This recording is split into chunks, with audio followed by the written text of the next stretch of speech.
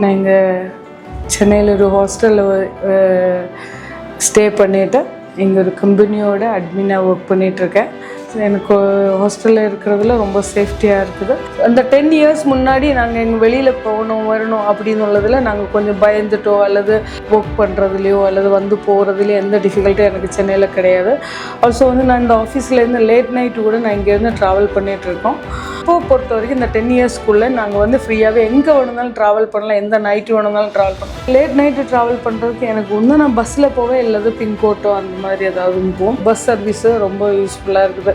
Free buses அது வந்து ரொம்ப யூஸ்ஃபுல்லாக இருக்குது. இன்னொன்று வந்து பார்த்தீங்கன்னா 24 hours நமக்கு வந்து போலீஸ் பேட்ரோலிங் வந்து ஃபுல் டைம் இருக்குது நம்மளுக்கு. ஸோ அது ஒரு மெயின் திங்ஸ் இங்கே வந்து யூஸ்ஃபுல்லாக இருக்குது. சேம் திங்ஸ் எங்களுக்கு வந்து எப்படின்னா எந்த நைட் எங்கே நின்று நாங்கள் கூப்பிட்டாலும் அந்த சேம் டைம் எங்களுக்கு போலீஸ் பெட்ரோலிங் எங்களுக்கு சேஃப்டியாகவே வந்து நிற்குது. எங்களுக்கு போக வேண்டிய இடத்துக்கு நாங்கள் பத்திரமா போயிடுச்சு அப்படின்னு உள்ளது அவங்களுக்கு வந்து அந்த ஒரு லைக் ஒரு கன்ஃபர்மேஷன்.